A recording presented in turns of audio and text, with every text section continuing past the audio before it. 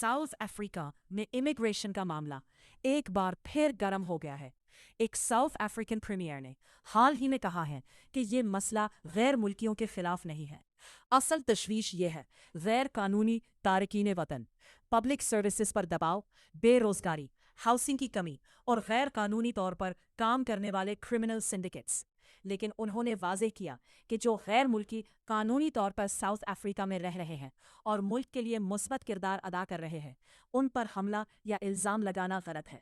ये बयान ऐसे वक्त आया है जब मुल्क भर में इमिग्रेशन पर तनाव बढ़ रहा है। कुछ कम्युनिटीज़ गैर कानूनी गैर मुल्कियों के खिलाफ सख्त कार्रवाई का मुतालबा कर रही है, जबकि ह्यूमन राइट्स तंजीमें खबरदार कर रही हैं कि जीनोफोबिक बयानबाजी खतरनाक हो सकती है। प्रीमियर ने अफ्रीकी इत्तेहाद और पुरअमन बकाए बाहमी पर जोर दिया। उनका कहना था कि गैर मुल्कियों के खिलाफ तशद्दुद साउथ अफ्रीका की इज्जत को नुकसान पहुंचाता है और पूरे बराइज़म में तकसीम पैदा करता है। उनके बयान पर सोशल मीडिया पर मिला जुला रदम लाया।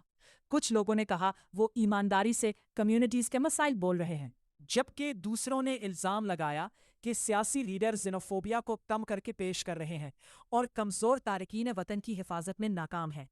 अब ये बहस मज़ीद बड़े मौज़ूआत पर फैल गई है। बॉर्डर सिक्योरिटी, गैर कानूनी इमिग्रेशन, बेरोज़गारी, क्राइम, सर्विस डिलीवरी और साउथ अफ्रीका के बाकी ममालिक के साथ ताल्लुकात। आइंदा इलेक्शन से पहले ये मसला सियासी बहस का मरकज़ बन चुका है। लीडर्स पर दबाव है कि वो कानून नाफिज करने, माशी मसाइल और ह्यूमन राइट्स के तहफ़्फ़ुज़ के दरमियान तवाज़ुन कायम करें।